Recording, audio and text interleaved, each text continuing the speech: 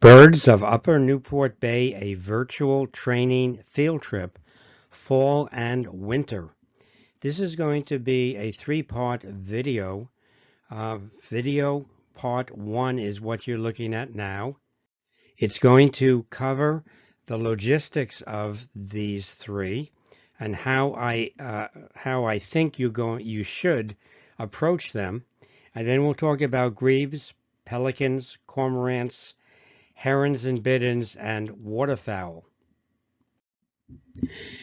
Part two is going to talk about gulls and terns, rails and coots, and shorebirds.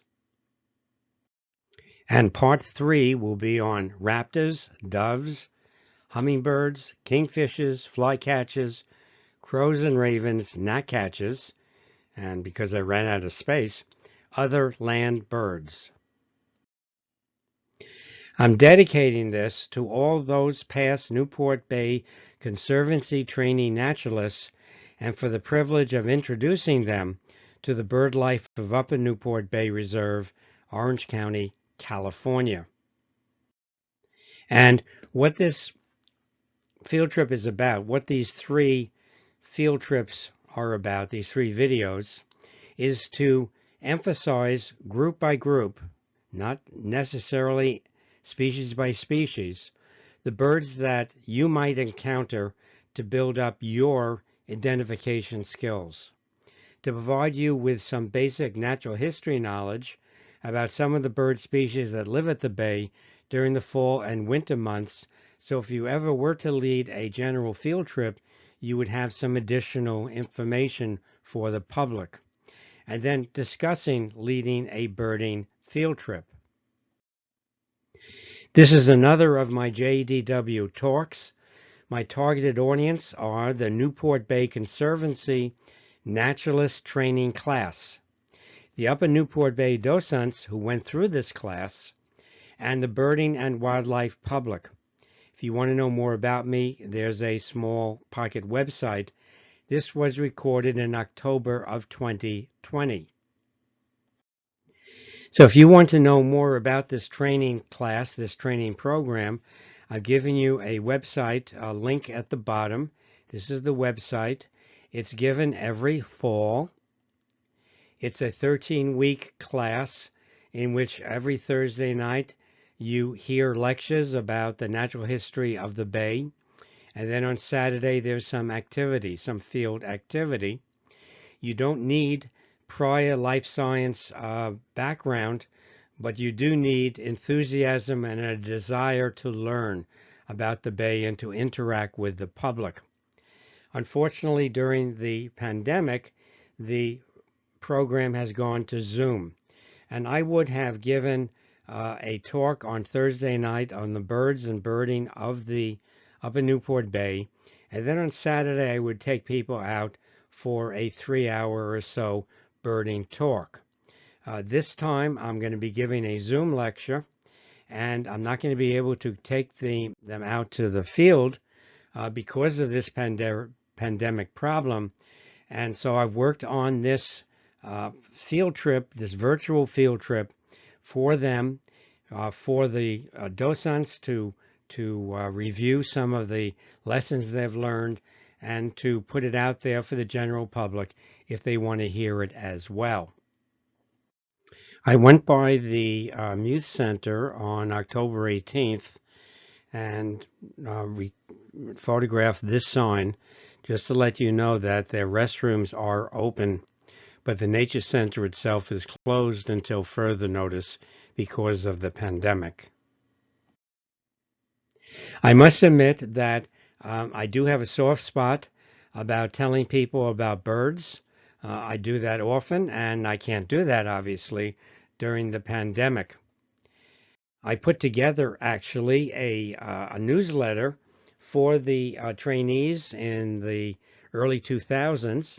I looked at my records. I've been doing this a long time. I think the first time I gave the session on birds was in 1995. In any case, this newsletter has ID hints, birding jokes, how to lead a field trip, birding ethics. I do want you to see that, and much more. You can pick up a copy there.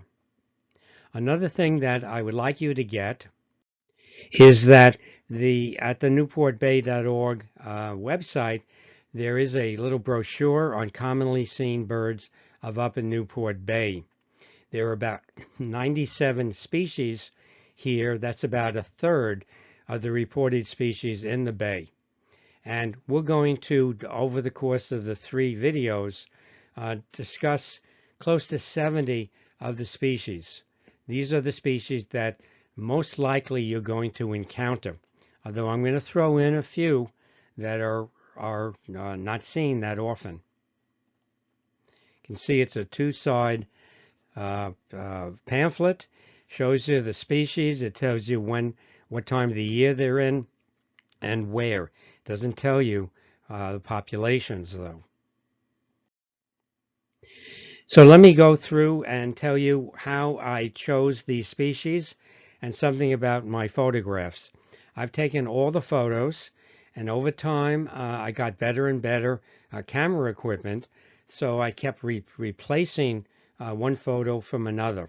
And in order to do this virtual field trip, I took my newest camera, and in the fall, in September, October, I went out and tried to get pictures to replace previous pictures. So that most of the pictures you're going to see, not all of them, maybe about 3/4, are from Upper Newport Bay. I mean, after all, it is a field trip at Upper Newport Bay. 27 of the pictures or so are from Dana Point. 10 of them are from the San Joaquin Wildlife Sanctuary, which is not that far away, 5 to 10 minutes away. It's a freshwater area. And then 4 from other areas. Now, this is my hope as to how you're going to handle these 3 videos. You need to do some effort. Learning involves yourself. It's not just looking at someone else doing something. And so when we get to a group of birds, you're going to see the name of the bird group, and then you're going to see the species within the group that I will cover. And then you can pause the video and bring up on your app, on your Merlin app or your Audubon California Guide app, or if you have a field guide like a Western Sibley or the National Geographic Bird Guide, pictures of that group. And look at my list of species, look at them, and be prepared when you see a picture to say to yourself, oh, well, that's pied-billed grebe. So how do you get these resources? So let me tell you. So let's first show you how to get the Merlin Field Guide. It's an app. It's for the iPhone or Android smartphones. It's a free app. Once you get the app, you need to load into your phone a bird pack. Use the U.S. West Coast bird pack, which needs a certain amount of space on your phone. So if you open up Merlin, you'll find out that Merlin has the ability to suggest species identification for a bird you're looking at by asking a series of questions. However, for some of the groups that we're looking at Upper Newport Bay, like shorebirds, for instance, it may not work that well. It would be better if you understood what group you're looking at, that bird belongs to, and then go to the group page on Merlin. So you go to Explore Birds, and you can see it's set for likely birds today at Dana Point. That's not what we want. So what we do is we open that up there, and when we open that up, we can do a number of things. We can change the location, so I've changed the location to Newport Beach. I'm going to sort by family, the most likely family, and I'm going to also change the date to November 15th. So Merlin is based upon a database that knows what birds are present in your location at the time of year that you're out in the field. Very, very powerful. Then what you can do is you can take a look at the group, let's say Grebes. That's the first group we're going to be looking at. And you see that There's a graphic there from January, February, March, all the way to December. Look down at horn grebe. There's a red dot there. It's a rare bird. We don't expect it to be seen that often. There are 5 species of grebes that might be expected.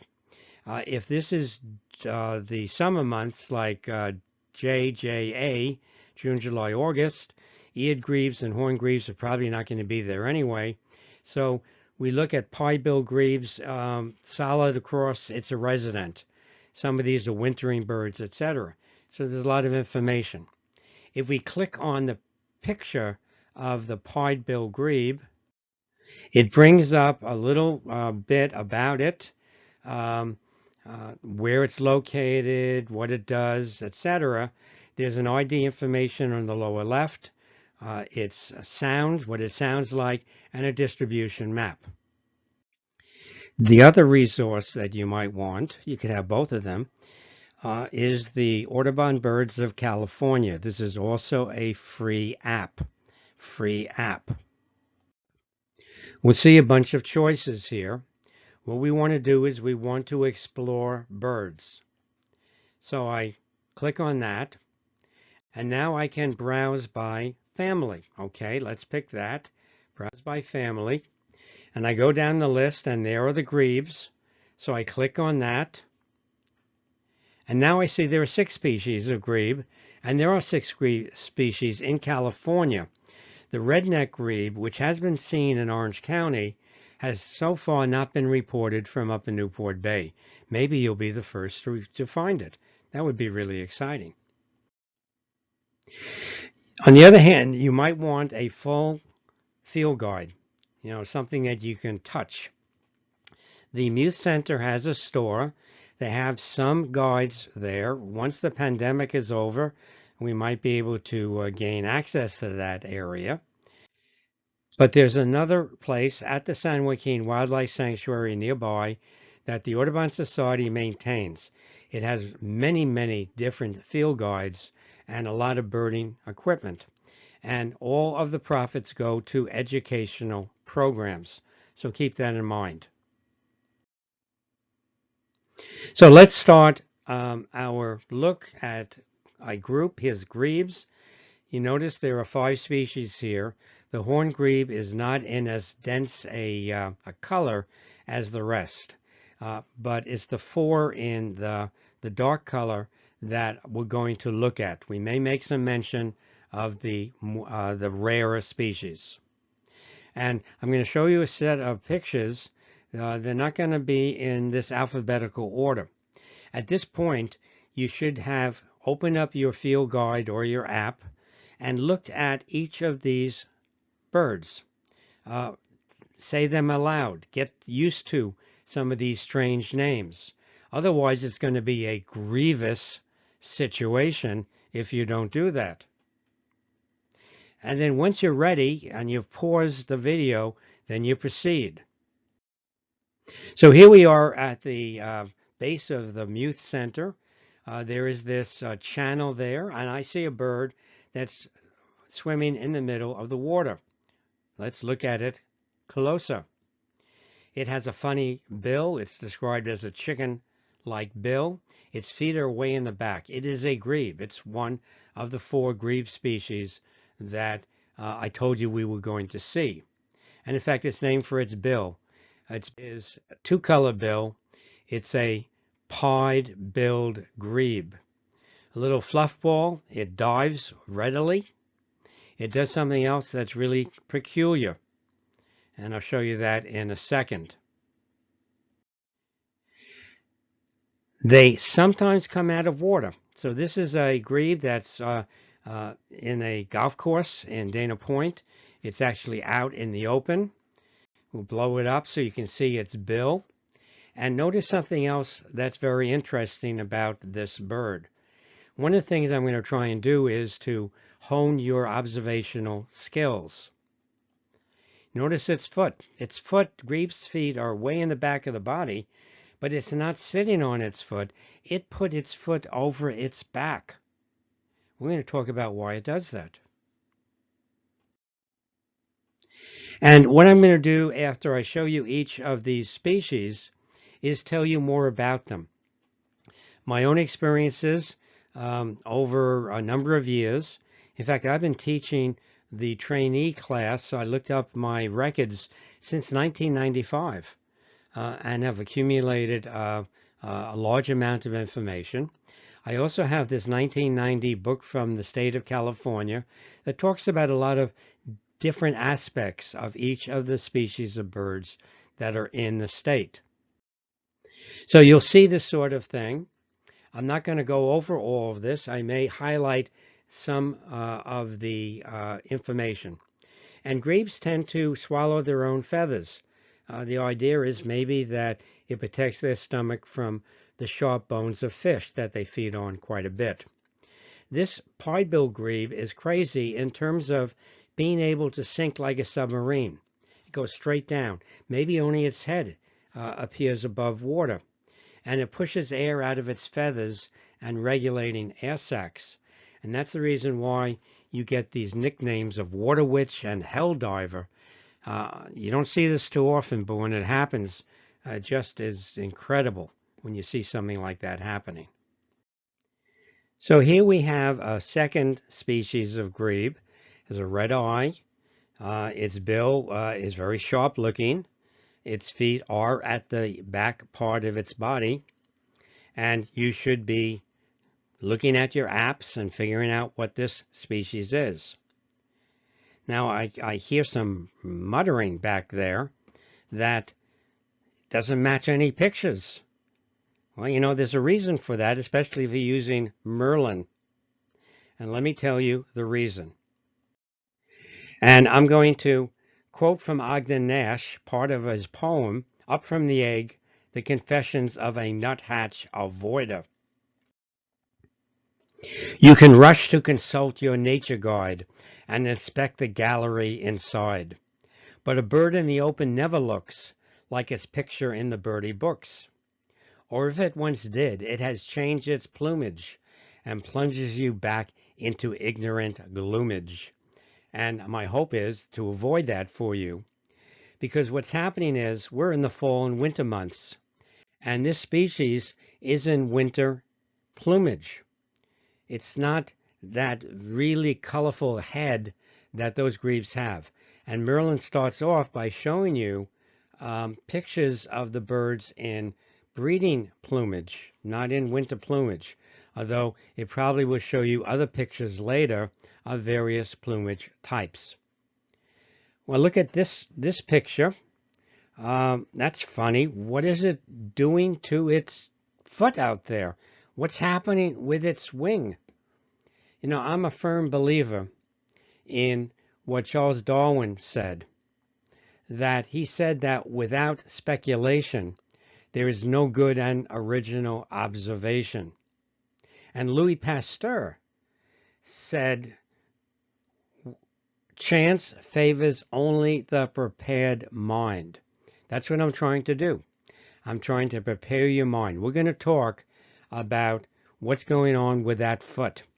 You notice that's not a web foot. It's not a duck. Grebes are a separate group. And if you are looking at your app, you realize that this is an eared grebe. Why is it an eared grebe? Don't all birds have ears? And the answer is because during the breeding season, and you can see the picture of the grebe, I took this at Bolsa Chica, there are yellowish plumes or yellowish feathers around the ear area. And so that's our eared grebe. Okay. Now you can pause the video and read some of the other things, but I have put in yellow highlights of each of the species.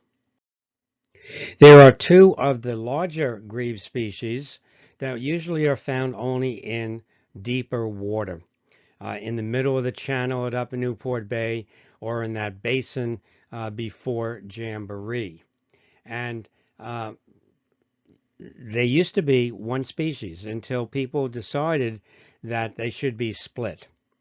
So, and the difference between them is going to be during the fall and winter mainly the color of the bill. So look at the bill of this species, and what do you think it is? Is it kind of a greenish yellow, or is it a orangey? Compare this one to this one. This is a Clark's grebe. You go by the color of the bill, and the previous one is a western grebe. Again, they eat their own feathers. They can dive underwater for long periods of time, and some other information as well. Okay, I think I need to quiz you on this. So what is this species? This is a test.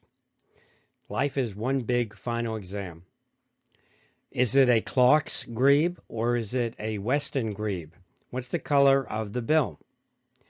The bill is orangey.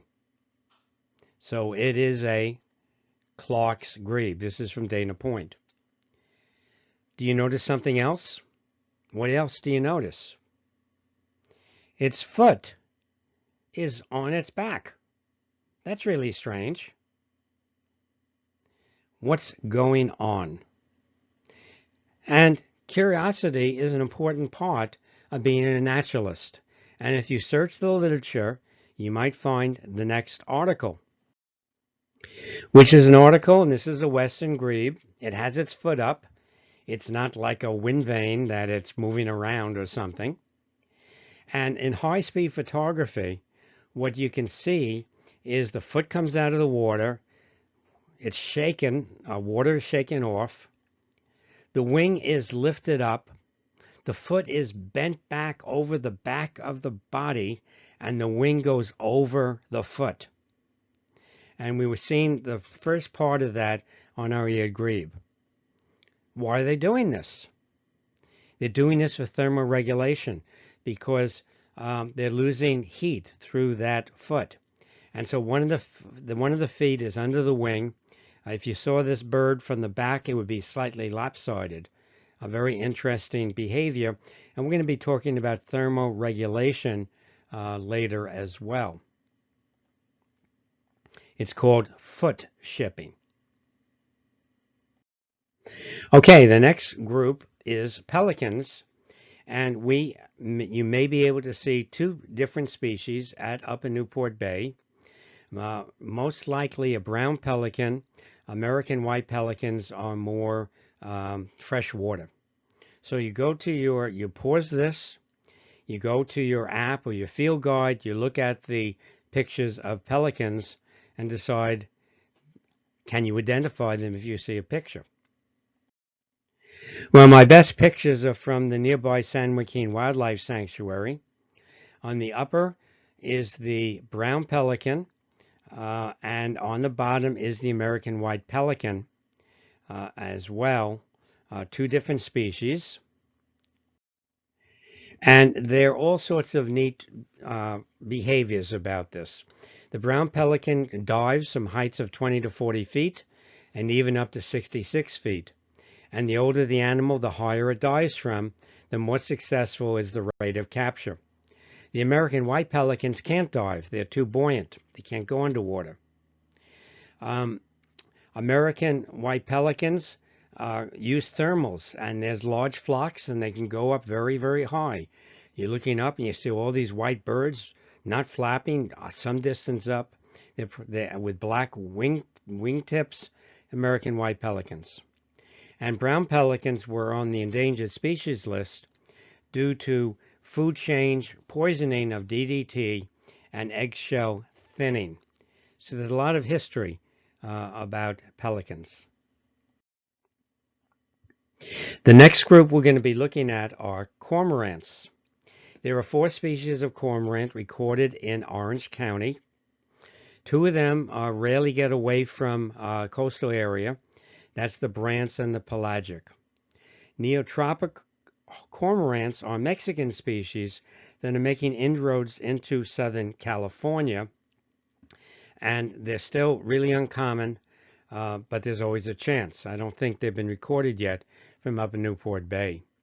The one we're most likely to see is a double-crested cormorant. They're very kind of ungainly birds in the sense that when they attempt to fly, they need a long distance of water to take off. And that's why we often see them elevated on perches, because it's easier for them to fly off of that perch. This was taken in October in a foggy morning. It's easier to see them in San Joaquin Wildlife Sanctuary, which is nearby, maybe 5 or 10 minutes away. There's an immature on the right. There are 2 adults on the left. They may actually be thermoregulating in a hot day by opening their mouths and their gular pouch is moving. So, can you see something else in the scene? What can you see? There's a shorebird there, right there. And we'll see that later. But this is one problem of a field trip. When you want to concentrate on one species, there might be another one in the same point of the same viewpoint. And what I would do is, if that other one is really rare and there's a chance we're not going to see it again, I might switch and tell you about that. But we're going to see that smaller bird later. And here is some information about a double-crested cormorant. It's a fish eater. It can dive as deep as 72 feet. During the breeding season, it has 2 white crests. That's why it's on either side of its head. And it does a spread wing posture to dry feathers. You might see this. This is taken last month in September at Dana Point. And you're seeing 2 of these double-crested cormorants spreading their wings. The other birds are gulls, called Herons gulls, which are mostly coastal, and we don't see them that often within Upper Newport Bay. So what are they doing? Why are they spreading their wings?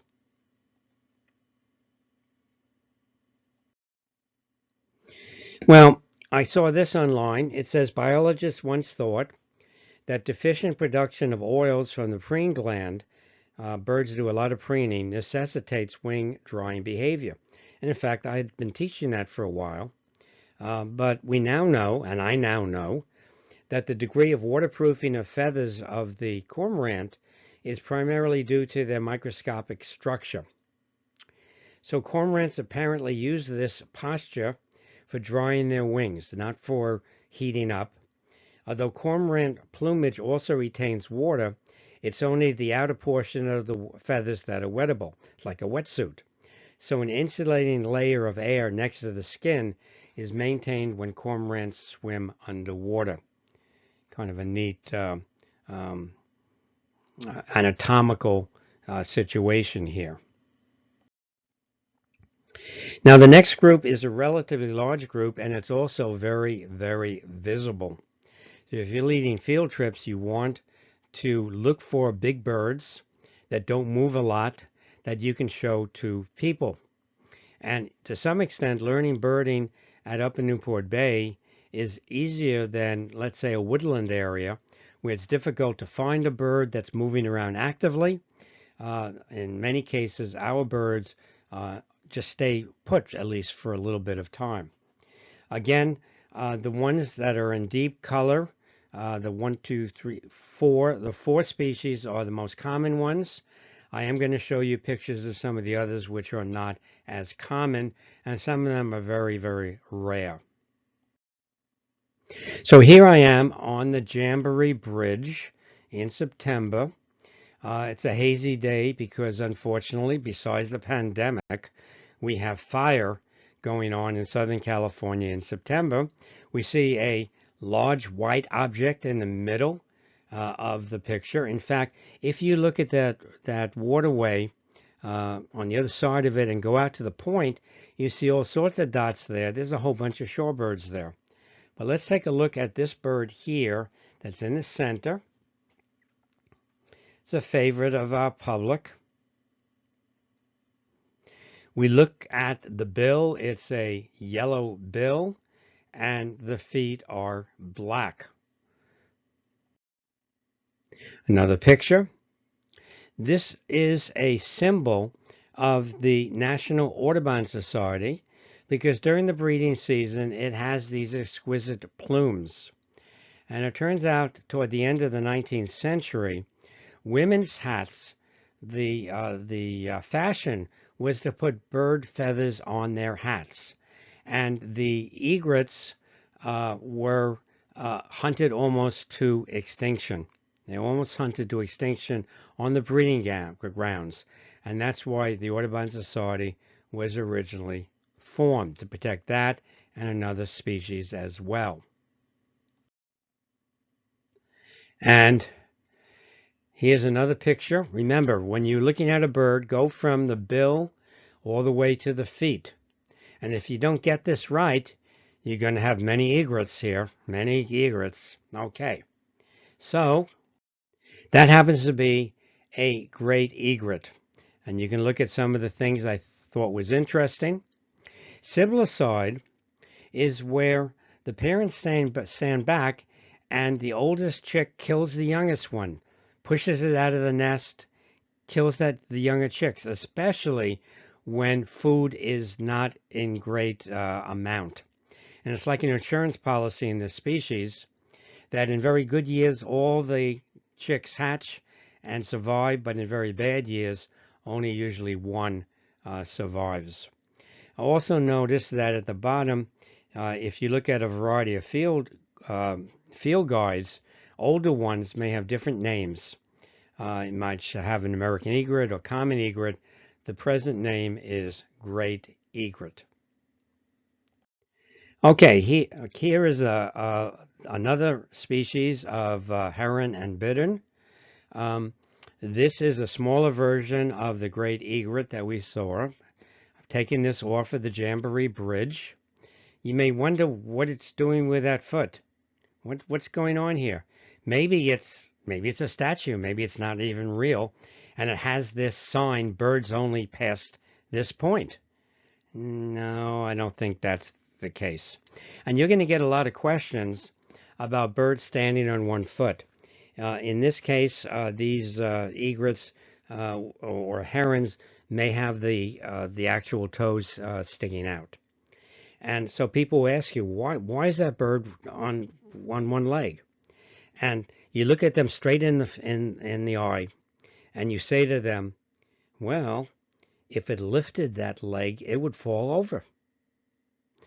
And then you wait for the groans, and then you tell them it's thermoregulating, because what it's doing is its other foot is underneath its feathers and preventing heat loss. While we have this bird, I want to point out something else about bird feet, and that is that first knob is equivalent to your ankle.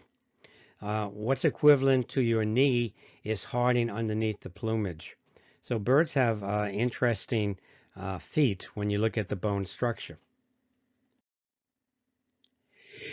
You can see in this picture of this bird, and it's a snowy egret, you should know that it's moving its foot that has yellow toes. You see it's a black bill, yellow toes. Why is it doing that? Why is it shaking its foot? Is he scaring prey to come out of concealment? Is he using his yellow toes as a lure? Or you look at another snowy egret. So here we're going to see another snowy egret at Upper Newport Bay. I don't remember this sort of behavior happening regularly in the past, but on these fall field trips that I've been taking to produce this video, I saw this on more than one occasion. And watch really closely what's going to happen here. This is a video.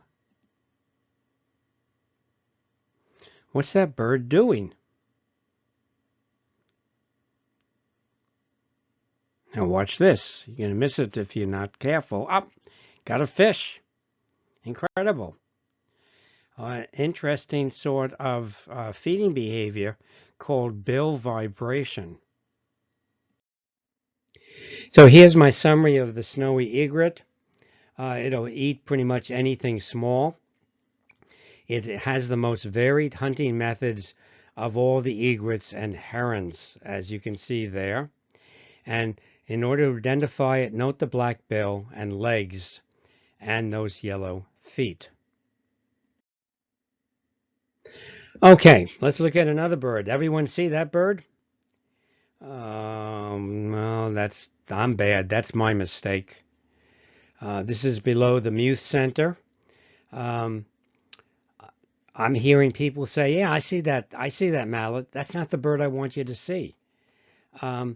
In fact, one of the problems with leading a field trip is I'm never sure that everybody is seeing the same bird that I'm seeing. So it's important when I point out birds to be very specific, especially in Upper Newport Bay where there aren't too many landmarks. I could do a couple of different things. I can say, well, the bird is at 11 o'clock, 10 o'clock. If the mallard's at 12, the bird's at 10 or 11 o'clock. I could say, look at the cliffs in the back. You see all the dense housing on the right, and then there's a gap there. Well, look to the gap where between those houses, and then come straight down and look on the edge of the waterway. Or I could say, look at the green that's along the waterway, and where it stops, where that mud starts, directly to the left of the green, there is a small bird. So let's see what that bird is.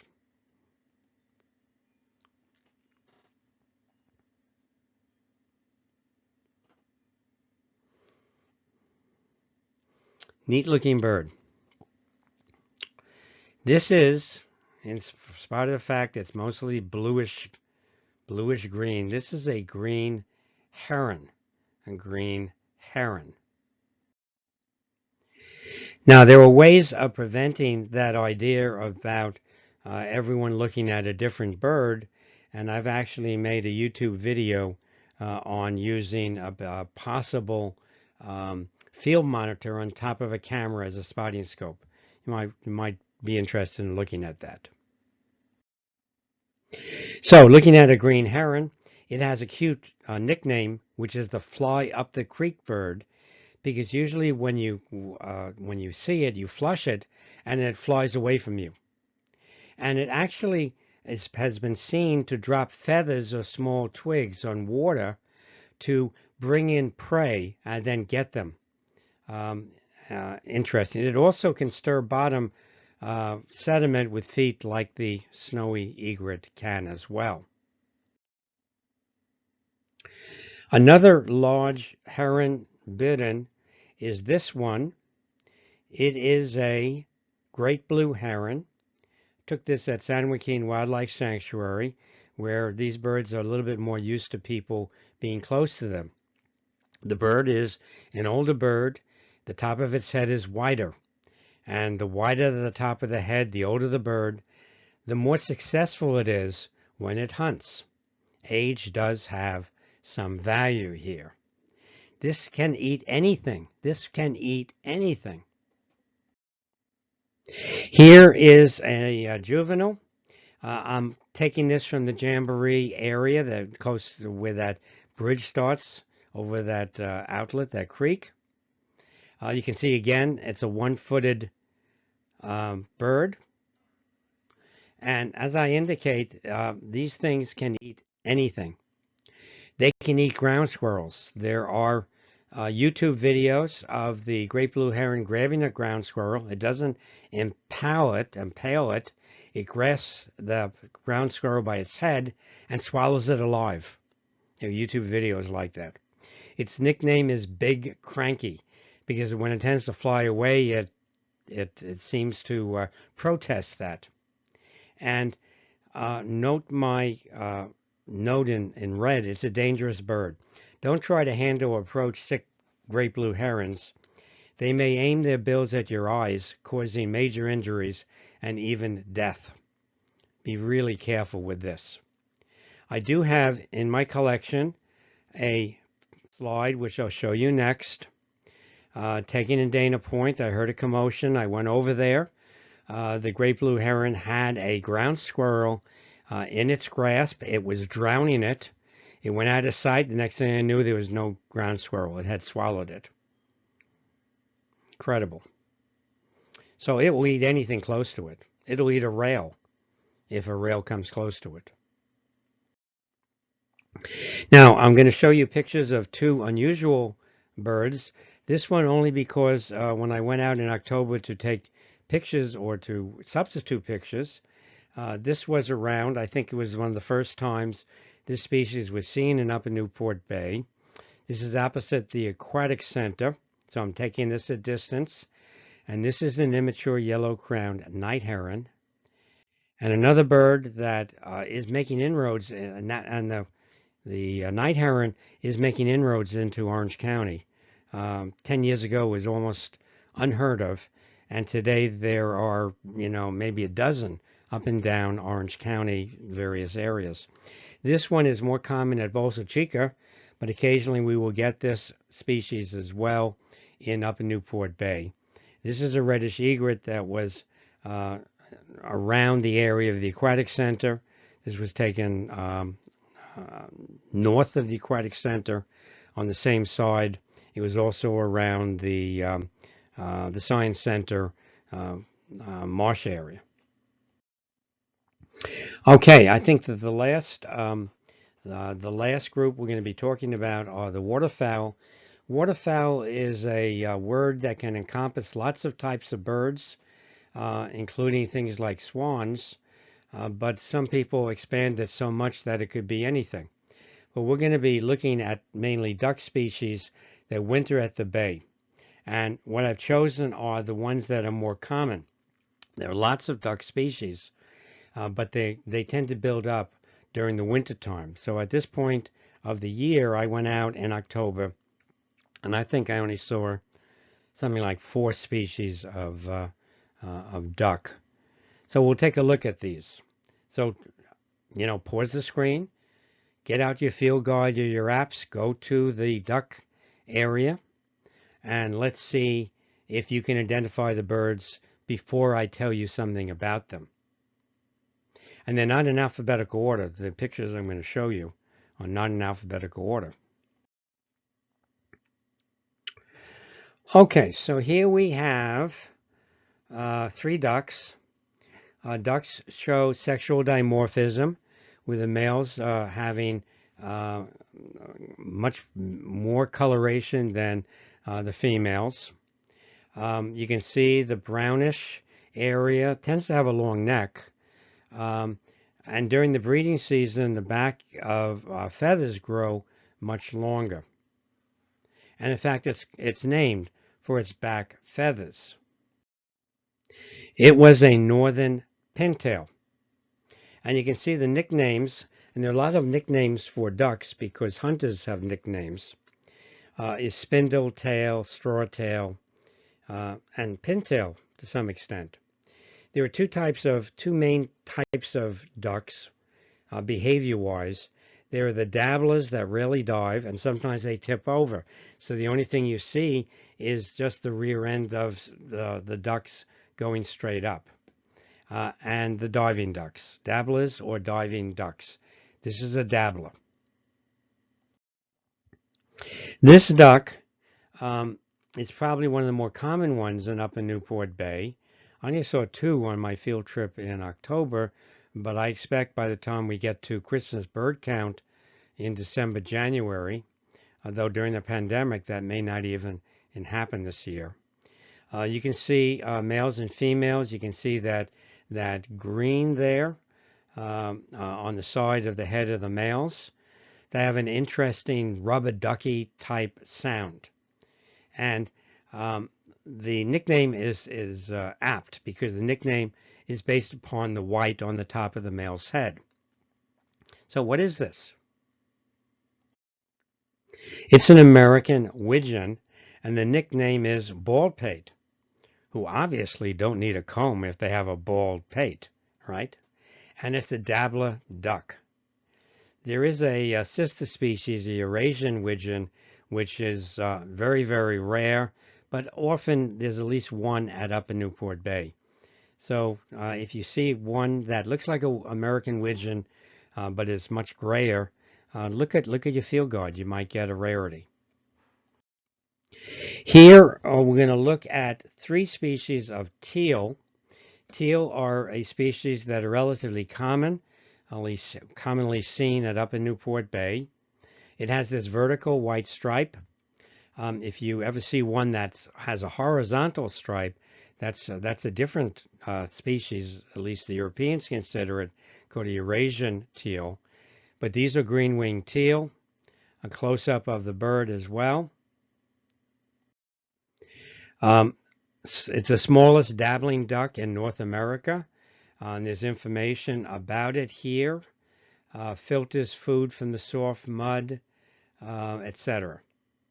That's the first teal species. This, I think, is my favorite duck species at Upper Newport Bay. It's also a teal species. This was taken below Constellation Drive. Constellation Drive has some trails leading down to close to the water, and there's some water under tidal action, and you can get with optical equipment a number of different species. So it's one of my favorite birding spots. You can see that there is males and females here. Another teal species. It's a blue-winged teal. Teals are dabblers. And in a lot of places in California during the wintertime, blue-winged teal are a very unusual species because my source indicated that 95% of the population migrates to Central and South America. But we generally have a good population of wintering blue-winged teal. And in October, I must have seen like 2 dozen in that area that was off of Constellation. And then finally, we have this teal species. This was taken in San Joaquin Wildlife Sanctuary, and it's named for its coloration. It is a, what's that coloration? And here's another view. This is from Upper Newport Bay. That's this channel going by the by Muth Center. There are a number of ducks that climb out and spend some time on the side here. In fact, last year, I have included this in this talk, but there were a bunch of Canada geese in this area. That is a cinnamon teal. It's also a dabbler. It's an egg dumper, which means that it lays its own eggs in other birds' nests. A number of species do that.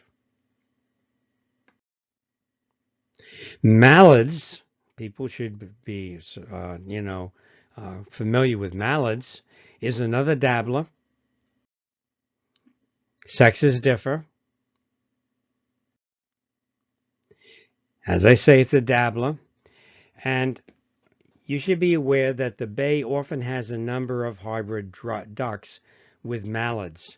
Call those funny ducks because they can be a source of puzzlement for beginning birders.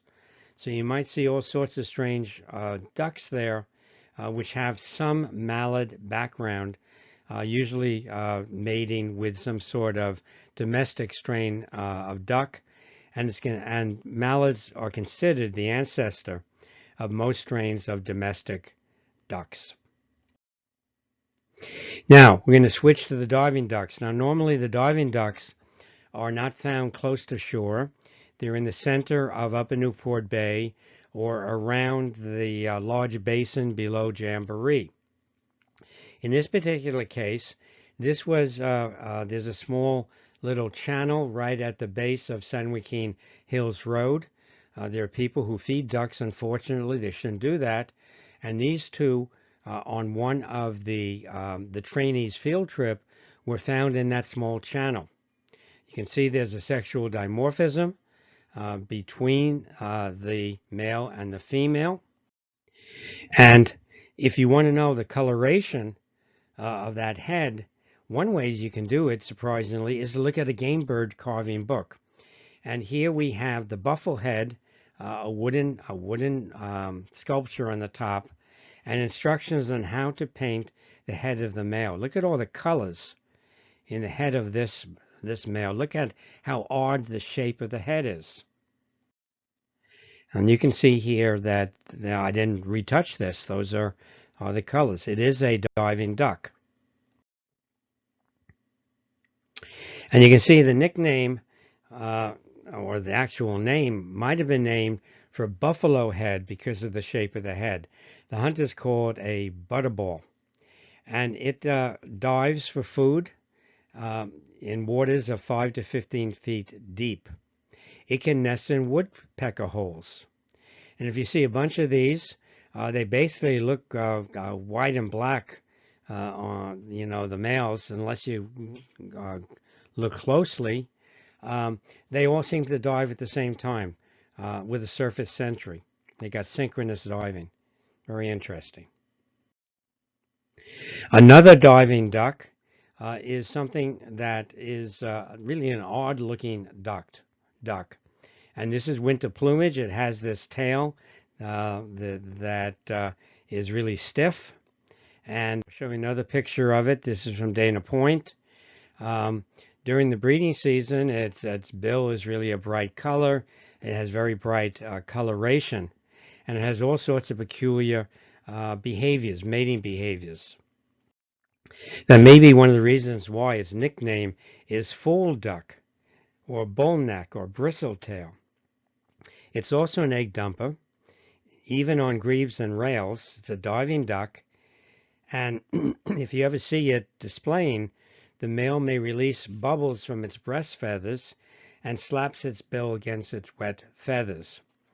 Again, this is a bird that's usually in open expanses of water, like we would find below the Jamboree Bridge in that area.